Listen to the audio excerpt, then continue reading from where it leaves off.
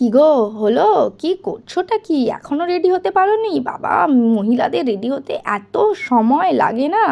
এই কথাগুলো প্রত্যেকটা মেয়ে শোনে না, যারা হাউসওয়াইফ রয়েছে। আমি জানি প্রত্যেকে এই কথাগুলো শোনে, আমিও কিন্তু আপনাদের থেকে আলাদা কিছু নই, আমাকেও এগুলো শুনতে হয়। এখনও হয়নি? এতক্ষণ ধরে কি কেউ রেডি হয়? আরে বাবা, এত সময় কি রেডি হতে নিলে হয়? দেখুন, মুখে মাস্ক লাগিয়ে 15টা মিনিটের শান্তি নাই। পুজো করে যেতে হবে, সন্ধে আরতি না দিয়ে গেলে হবে না। মেয়ের জল ফুটিয়ে জলকে ঠান্ডা করে সেই জলটা ছেঁকে রেখে দিয়ে যেতে হবে। এর আগে তো ঘরদুয়ার পরিষ্কার কাজকর্ম সবই করা হয়েছে, তারপরে গিয়ে যদি বিয়েবাড়ির জন্য রেডি হতে পারছি। যাকগে যাক, এবার এই মেখলাটা পরে নেবো, একটা সুন্দর মেখলা পরে নিয়েছি। মেখলার এই ব্লু কালারটা মানে এত সুন্দর, আর আমি খুব চটজলদি রেডি হয়ে গেছি। রেডি হওয়ার সময়তে কি তাড়া, চুলটাও প্রপারলি বাঁধতে পারিনি। তবে আজকের মতো আসি, চলে যাই বিয়েবাড়িতে। আবার পারমিশন নিচ্ছি, ভালো লাগছে দেখতে?